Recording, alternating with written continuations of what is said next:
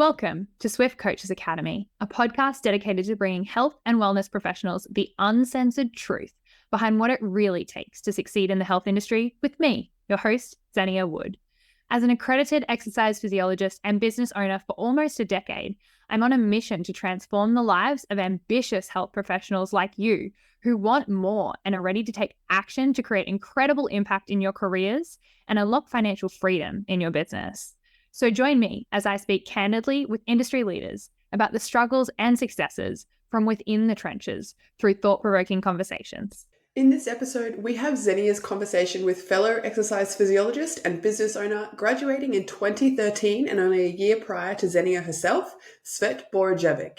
As the owner of Zar Athletica, Svet's success is rooted in his connection and community-driven relationships. And today they speak openly about the lessons they each learned in the early days as EPs and how they have honed their communication skills over the years to create better client outcomes. Svet, how are you? Hey Zenia, I'm really good, thank you. How are you today? I am great. What's been happening in the world of Zar Athletica and exercise physiology for you? So damn much. Thank you for having me on your podcast. I appreciate you inviting me as a guest. My pleasure. In Today I'd love to chat about, oh, you go. I was just going to say, so much happening at Zar Athletica. We're approaching our fourth year, and we've gone from strength to strength. We're kicking butt and enjoying ourselves at the same time. Next level team and a great community. So I think we're onto something. I love that. Talk to me a little bit more about what areas you're kicking butt in. What's actually going on? So when we first started, the first year was us fine-tuning our systems, getting everything settled in terms of operations and how we look after our community. And I think our second and third, and now going on to our fourth year, has been a lot of client success, a lot of transformations. It's super inspiring for us to see a client come in at day zero and then 3 months later to have achieved a lot of results and a big transformation. And then, 6 months later, it just compounds and they get even more gains and they crush even more goals, and then their goals evolve and then it becomes something else. And then, we tick those off the list and then keep going. Our team, so the team of coaches, they've settled their businesses in and they're helping out their individual clients and their client needs. They're doing more of the intensive rehab, the exercise physiology side of things. I love that. And something that brings up for me is like in the world of EP, typically we're led to believe, at least in our early days, that you're working to get people to leave you so that they can do things by themselves. And sometimes we know that people want ongoing support and need that as well. How have you found the transition from, okay, we definitely need some exercise physiology for rehab or for whatever it is, into then maybe more of a wellness or performance goal? Um, how I've found that progression, I've thoroughly enjoyed it. What you've just mentioned there is what used to bug me a lot when I was doing my one-on-one exercise physiology early days, clinician. I got so frustrated with only being able to see a client once per week, right? Because if we lifted it to 2 times per week, well, maybe the cost was too much for them at that point in time, or maybe scheduling was an issue. Maybe I was booked at days and times when they wanted to see me. So, we would do one-on-ones for a little while. I would either discharge them or they would discharge themselves. And I felt like we got results. We made some progress, but never as much progress as I knew we could make if we worked together for 2 or 3 times per week, or more weeks in a year, or more years in a client's journey. So I was always more passionate about being there for my clients and seeing the success, seeing the transformation, which ultimately led to me starting the team at Zar and our vision as a brand. I the Some of the frustrations that And I so used to experience you go. is, yeah. In terms of transitioning from that longer term, how have you built buy-in or created the necessity or allowed clients to realize that EP isn't just this little box of your exercise rehab? Right now, it's all that Zar does. In the past, when I was a clinician, to tell you the truth, I struggled with that quite a bit. There was a great difficulty in that buying because when a client came to see me as a clinician, client expectations were different. Different clinicians do different things. My style was always, well, if we work together, um, you know, a little bit more, then we've got time to cover education. We've got time to cover the best exercise programming. We've got time to make progress in the gym. We can do the progressions.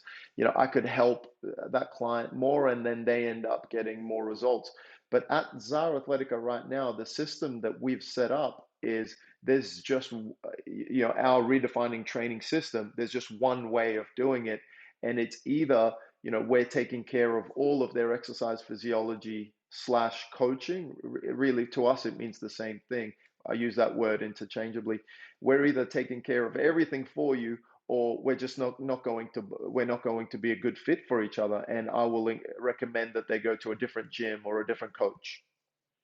So we're really big on I making love sure that. that we're really big on making sure that we're a good fit for each other even before we start together or before we offer our services to that potential client. There's a profiling happening early days, and that helps with the buy-in. And so do you get people to commit to like a certain amount of time, like minimum time commitments, because you want them to really engage with you and invest in that? Or is it kind of like come as you need approach? What do you guys do there?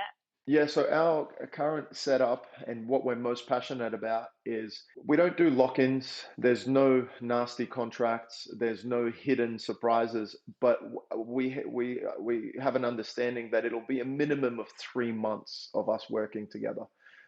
But usually, what we find our clients get so much success that they're happy to stay.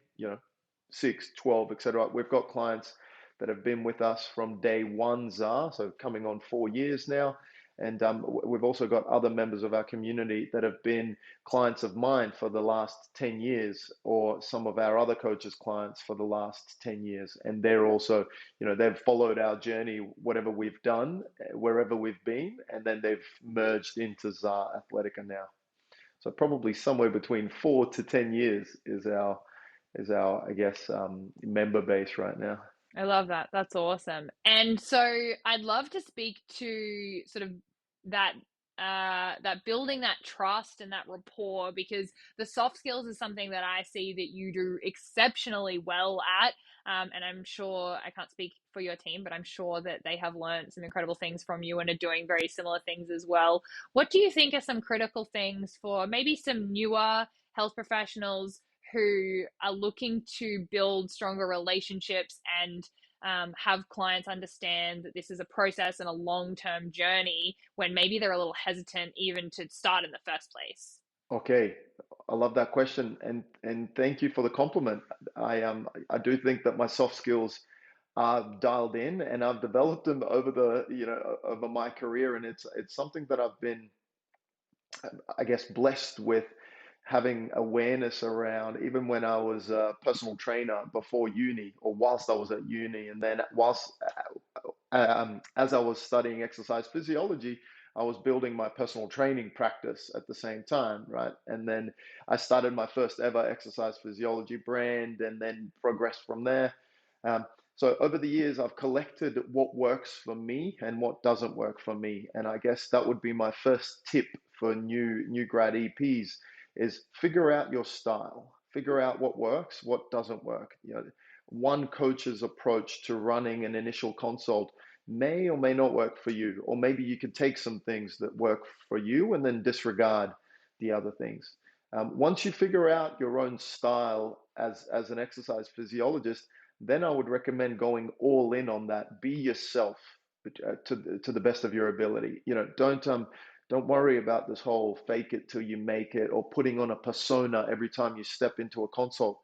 I think that's where a lot of exercise physiologists go wrong. And that's why we lose so many exercise physiologists to either physiotherapy, or they go back to uni and try and study something else, or they give up on coaching and exercise physiology, is because they get burnt out by trying to put on this front every time they're in front of a client. I just see their energy just get zapped and zapped. And as the years go on, they present unhappy and unfit, and sometimes they gain fat and they stop training, and they just lose that passion for exercise and that they came in with.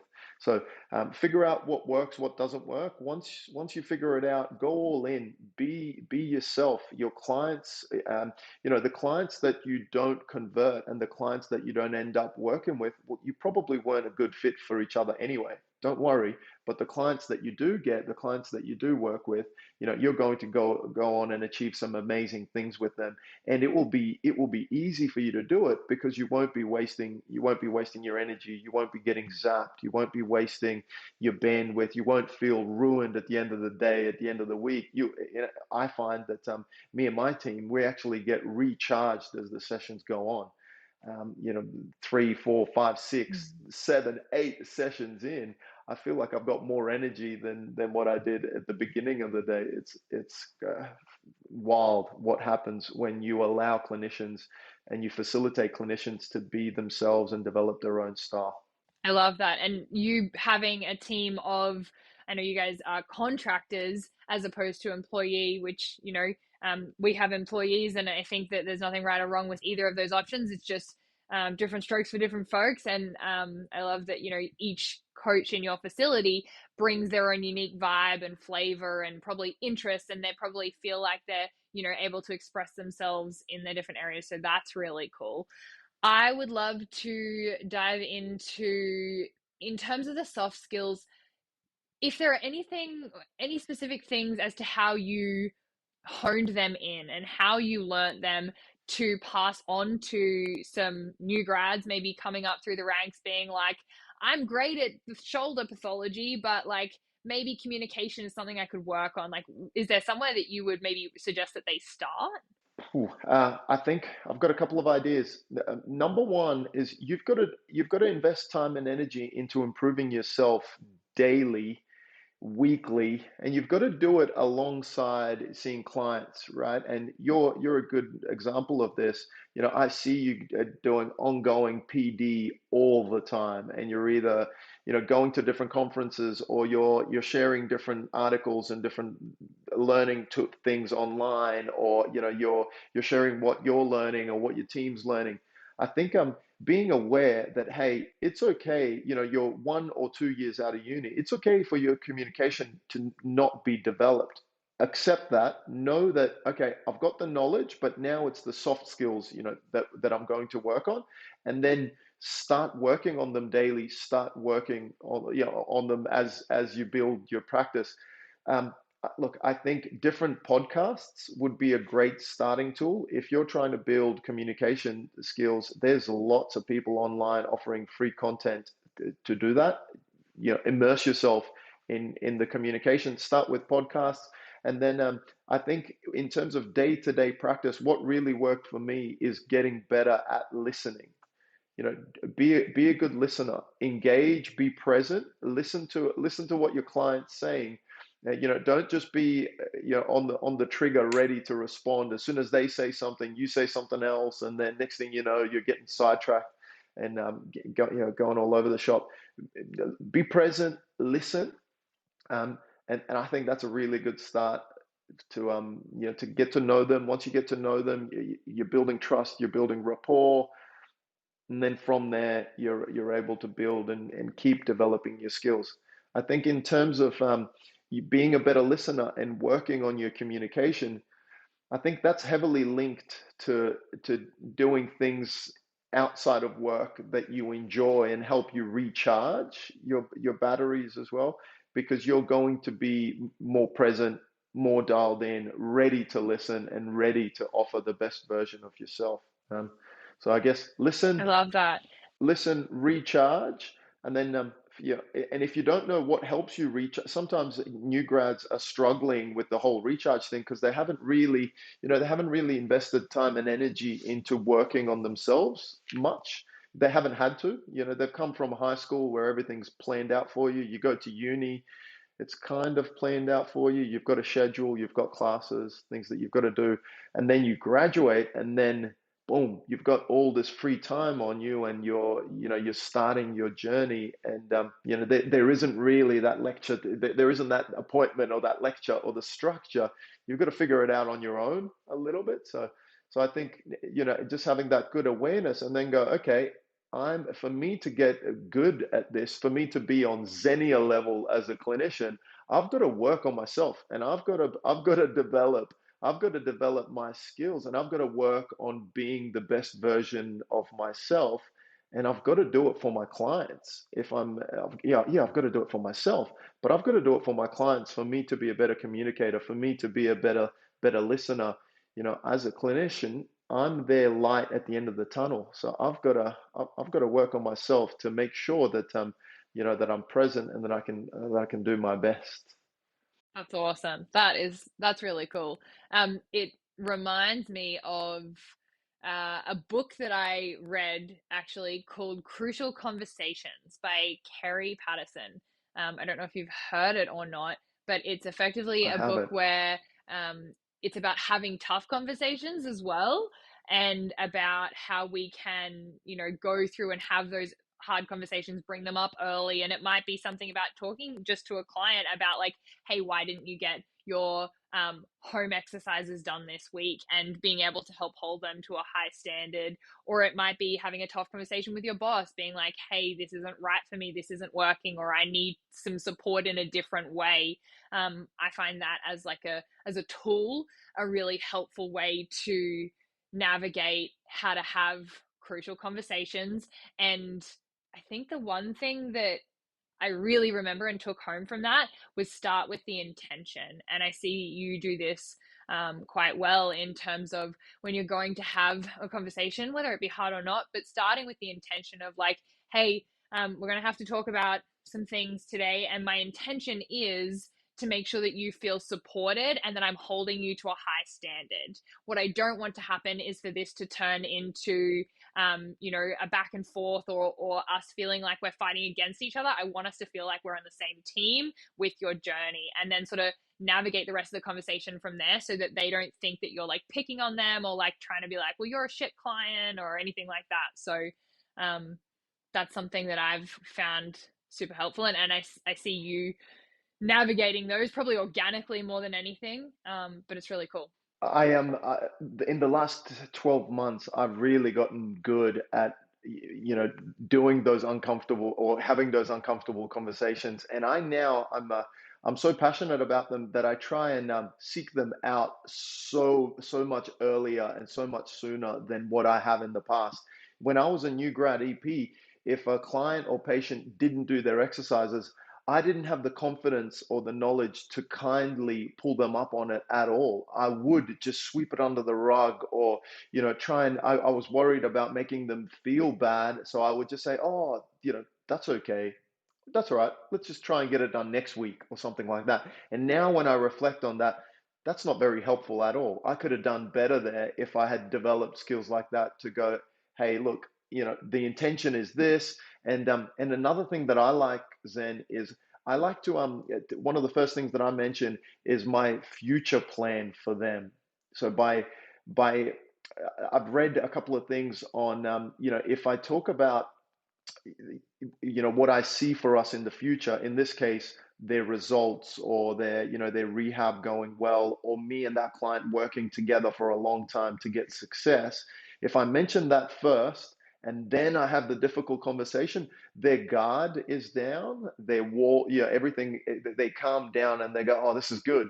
Even though it's a hard conversation, Svet is still my exercise physiologist, and he's bringing this up because he's planning ahead for where he wants me to be 3 months from now, which is success and good outcomes.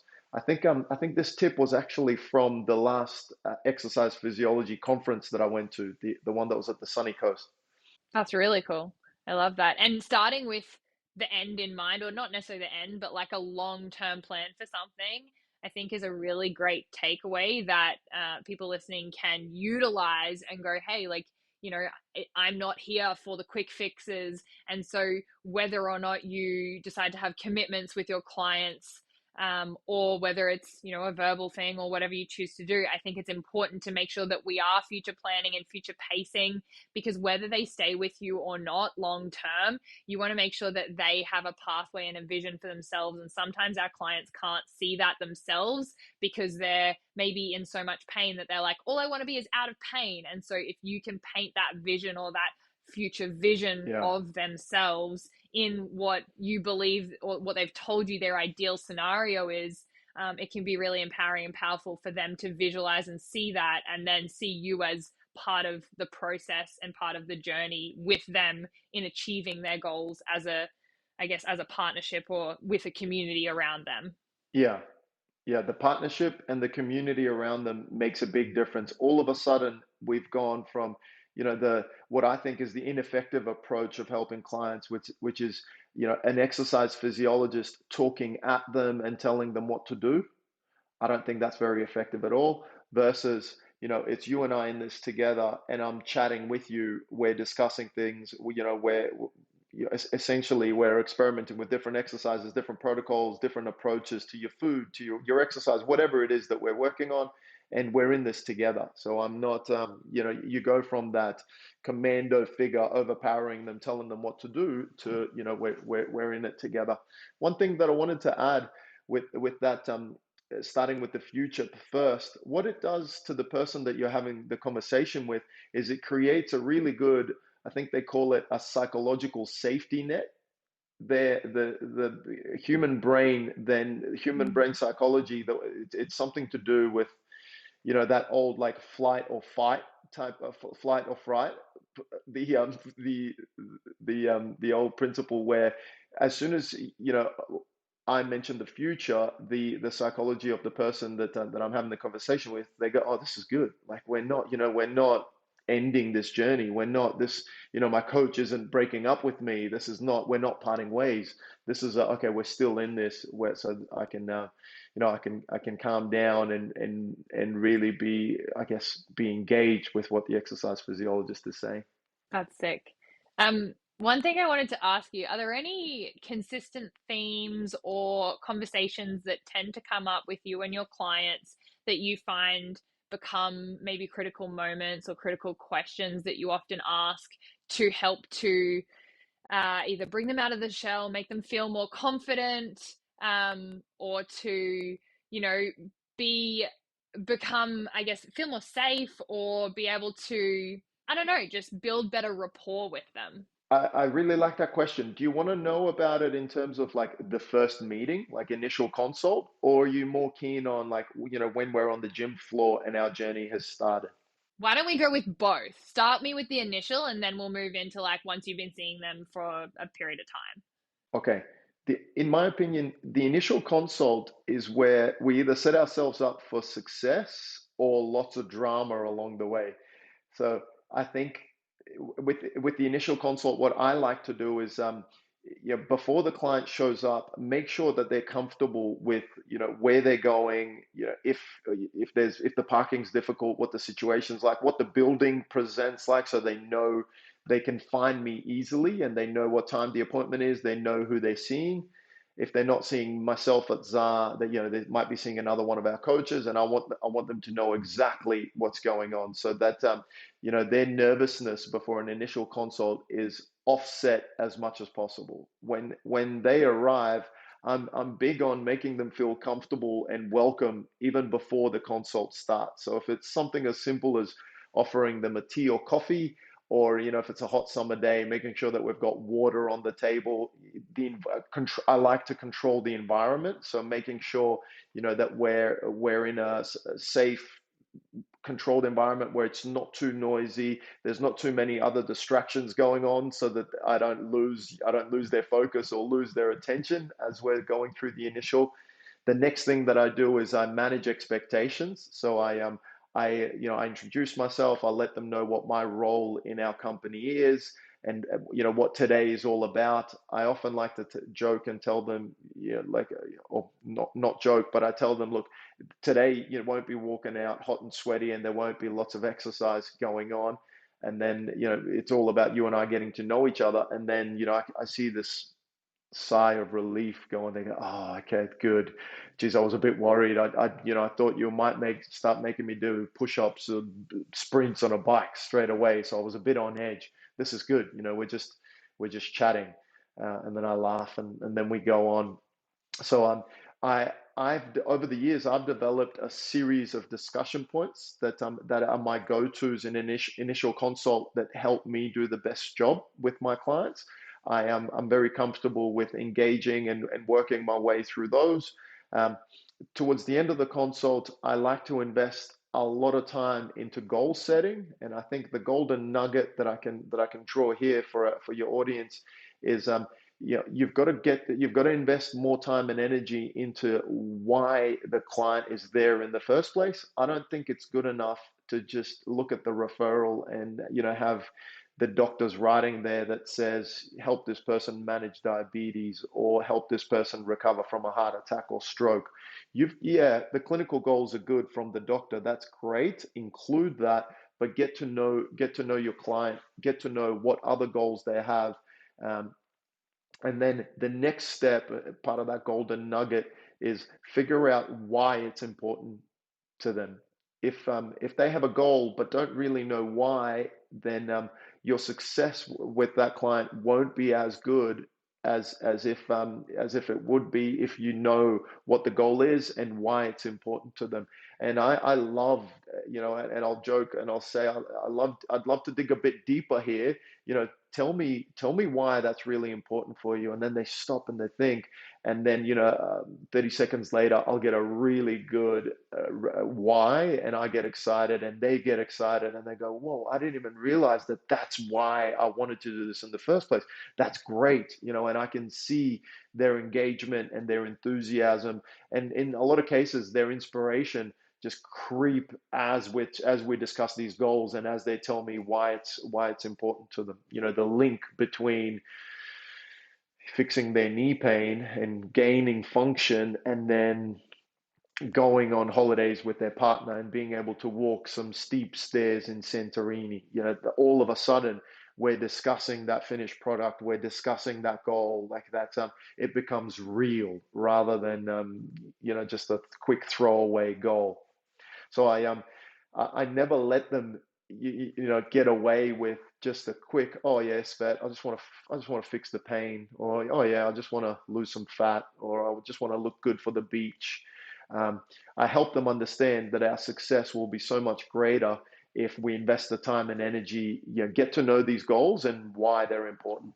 That's awesome. I love that. And then if we switch over now, to what they're doing in the gym, right? Like if you've been training them for a little period of time, building rapport, communication, what do you do on that front? Just whilst it's fresh in my mind, I could talk about this stuff all day. I'll just add one more thing to the initial consult side of things. I think planning is key.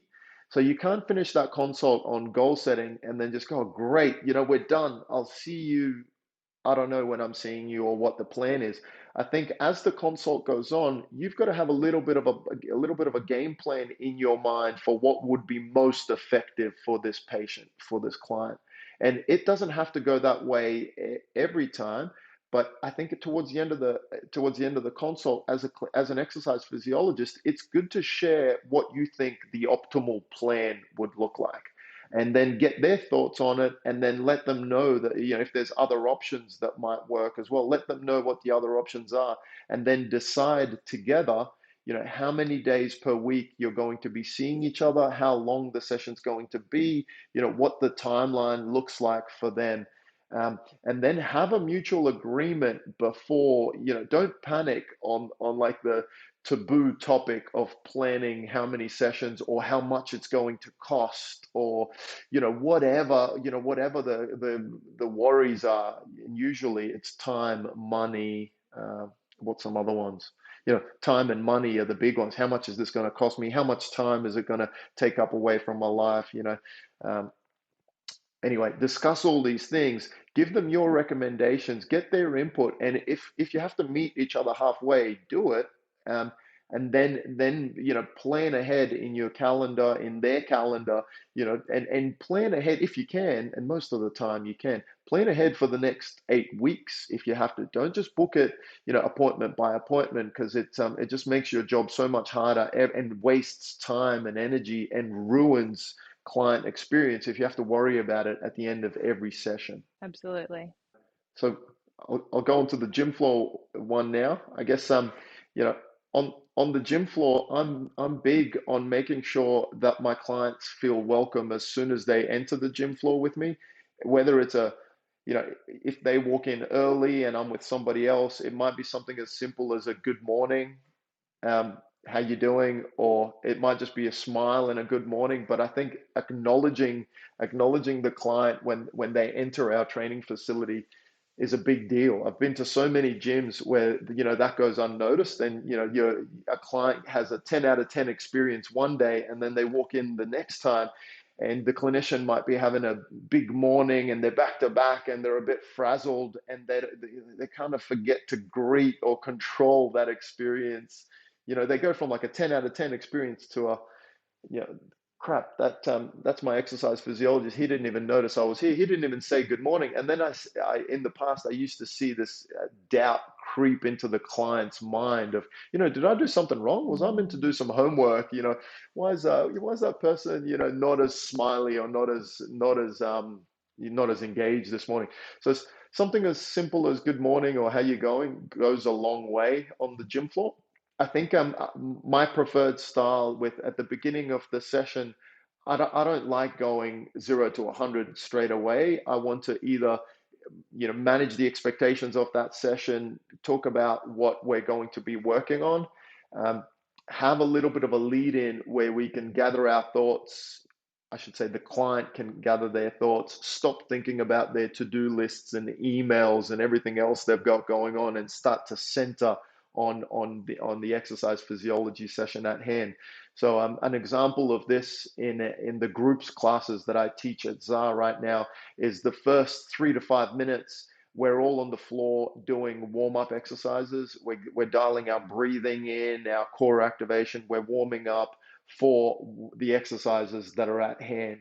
And as much as it is good for warming up for squats, I mean, I love it for that, but I love it even more for just slowing them down and bringing them back into, hey, I'm at the gym now. I'm about to train legs, and my coach is here, my teammates are here. We're dead bugging on the ground, and I even like to control the music. I don't have it too loud. I bring the music back down so that I can, as we're warming up, I can have my brief. I can let them know any tips or tricks for that session or what I've planned for them.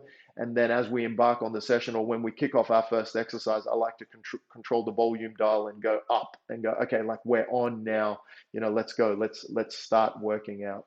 At the end of the session, I'll make sure that no client leaves our facility, without us saying goodbye, or if we both deserve a fist bump, like a genuine fist bump moment as they leave. And that might be an opportunity to check in and say, hey, so when when are you training next, or what's going on for the rest of your day. And it's like a nice little, as Zenia would say, a soft skill, which is like it's like a nice little debrief and a nice goodbye after they finish.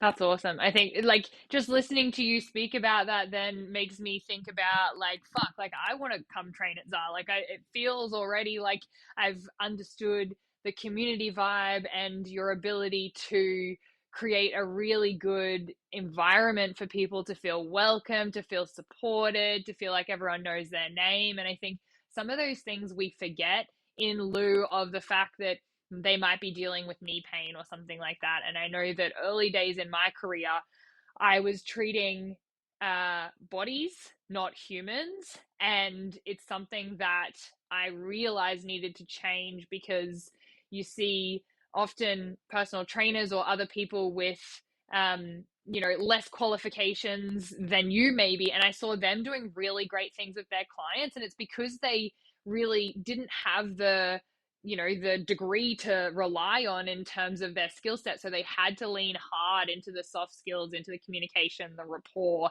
and they had full client lists. And I was sitting there being like, why the fuck can't, like, I have more on paper knowledge than them, but yet I need to work on my soft skills more, because it's not about the knee. It's about, like you said, the fact they want to go and climb the mountain in Santorini with their partner, and they want to have a great experience. They want to feel supported. They also don't want to feel uncomfortable in the gym and feel like, oh, well, this is just, the fit trainer. She's never experienced pain before. Like, what would she know? And kind of breaking down those walls, I think, can be really helpful, especially if you're a young coach and you've got, some clients who are a fair few decades older than you.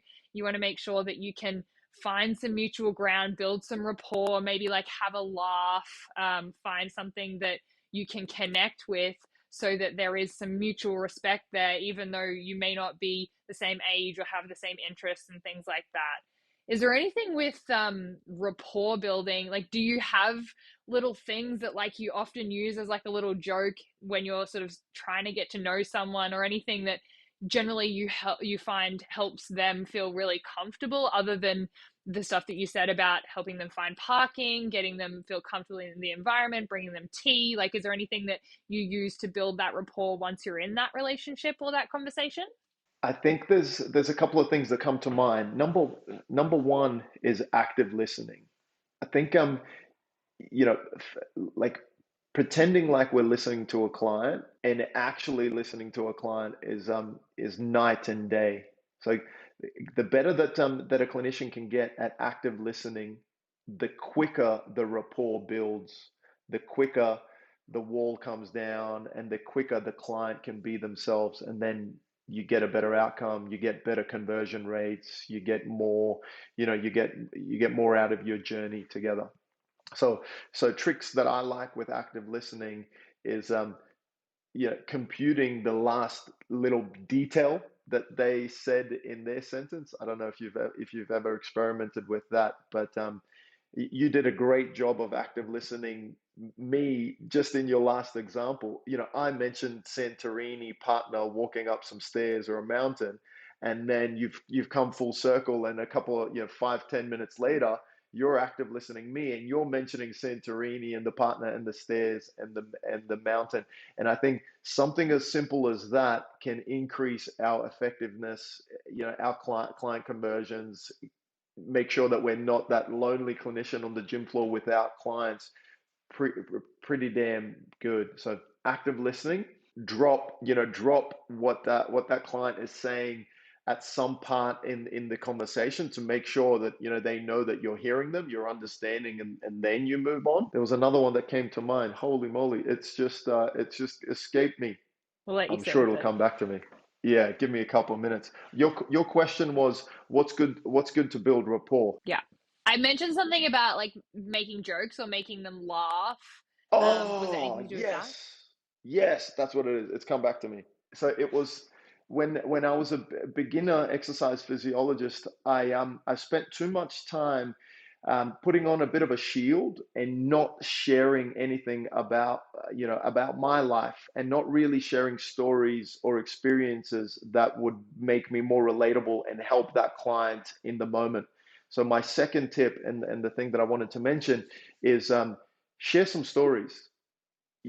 Share something about yourself, obviously, that you're happy to share. um, be it some of what your goals are, or what destination you're looking to get to and how you want to conquer it. Or if the client says something and you genuinely go, oh, like, that's, I can relate to that, make sure that you share with them briefly, so that you don't waste too much time, but share with them how you can relate and how that resonates with you. So we might be talking about exercise, and I might be asking you about, hey, Zen, what's your exercise history? And you might say, I don't know, Pilates, yoga, Zumba, or something. And then I go, oh, Pilates. Yeah, I remember the first time I did Pilates, I just thought it was going to be a walk in the park, but actually I was suffering and struggling, and I was I was shaking like a tree. And then they go, oh yeah, actually, yeah, even a guy like you struggle with Pilates, and that little, organic banter and those little exchanges of stories, it goes a long way rather than like just a checklist and we've got to get to this, get on to the next thing. And then, before you know it, the clients had too much of a robotic experience with the exercise physiologist. And then at the end of the session, maybe they don't believe in that exercise physiologist as much, or maybe they don't think that you're the light at the end of the tunnel for them, or, they might think that, geez, I don't know if this bloke's the right fit for me. He's just sitting there like a perfect cookie cutter, asking me questions. Yeah, very interesting. I love that. I don't want to take up too much more of your time today, Svet. I know you are a busy man, and we usually finish these with some actionable take homes. I feel like you've literally just handed them to me on a silver platter, which is amazing.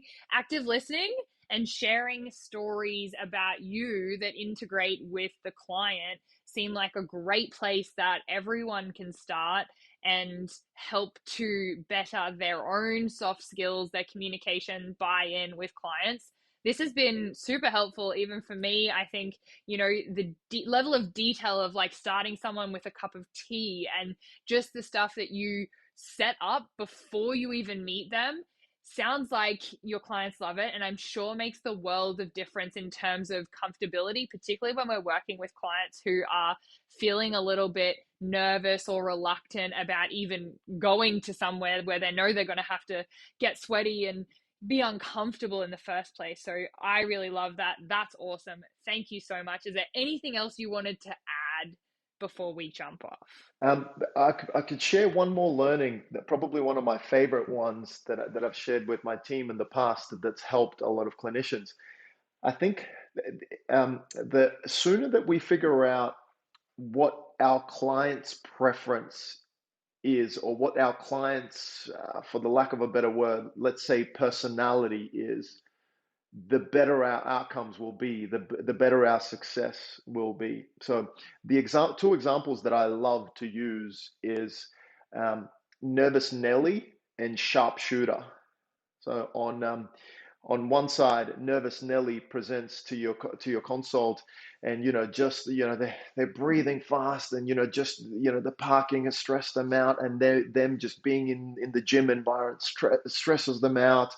And meeting a new person, a new coach is scary and daunting, and they're not sure, they're nervous about whether exercise is for them. They tried exercise back in the 80s and they failed, and they never exercised ever since. So this is a big deal. You get the picture of Nervous Nelly. The approach that we have to have with somebody that presents as a Nervous Nelly is completely different to the approach that we need to have to a Svet and Zenia that comes in and is a sharpshooter, and they show up, and they look you in the face and they go, Zen, how are you? Firm handshake. And they go, here's what I need, mate. I need you to help me fix this knee so that I can do this and this. And then, the clinician goes, Roger that, right? Straight away, I've got a sharpshooter. They know what they want. They're comfortable, they're in the zone. Their biggest thing might be, don't Svet, don't waste my time. Don't waste a minute or 5 minutes of my time telling me about the parking or offering me a cup of tea, mate. Let's get to business. I'm here. You've got me. Let's do this. Let's move on. So as an exercise physiologist, if I'm not aware of these different styles and I try and communicate to a sharpshooter the way that I would to a Nervous Nelly, I've lost them. We're not going to succeed. We're not going to be a good fit for each other. None of that's going to happen. And vice versa. Same could be said if my Nervous Nelly from earlier, if I treat them like a sharpshooter and I come in too hot, and I don't control some of these things, I've lost my Nervous Nelly. That's great. I love that. And even just starting with maybe those two different types of people, obviously there's a lot in between there and there's shades of gray, but being able to at least articulate, is someone a little bit more forthcoming, forward, maybe extroverted, or are they nervous, introverted, unsure, can be a great way to either bring the energy and like meet them where they're at, right? I think that's kind of what you're saying is like, you don't necessarily need Yeah. to be nervous around a nervous Nelly, but you can be a little softer. You can be a bit slower. You can have an approach that is a little bit more kind and confident in a soothing way, as opposed to the sharpshooter who like really you just get down to it, you tell them exactly what they need and they're really super happy with that.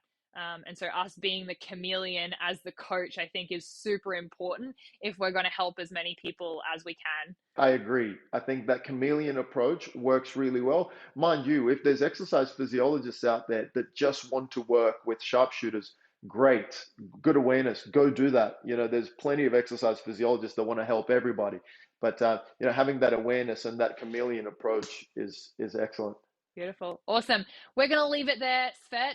Last question is, if people want to learn more about you or Zar Athletica, where can they find you? How can they reach out?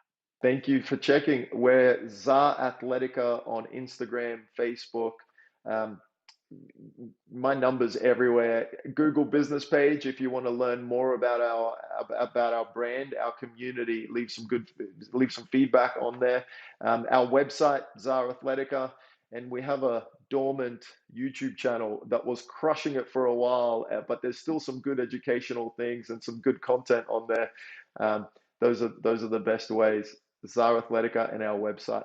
Awesome. And you also, if you dive into the archives of the YouTube, you may even find a podcast that I was on, Zar Athletica, from back in the day, a couple years ago. So enjoy that. And until next time, Svet, have a great day. Thank you, Zen. Thank you for having me on. Of course. Did you find something valuable in this episode? If so, I'd like to ask a tiny favor. If you have 30 seconds now, I'd love you to follow or share the podcast. That way, we can continue to bring you more real, raw, and uncensored stories from industry leaders. We also love hearing from you and what you loved about every episode. The best way to reach out is to DM me personally on Instagram @SwiftCoachesAcademy. Until next time, and in whatever you do, move swiftly.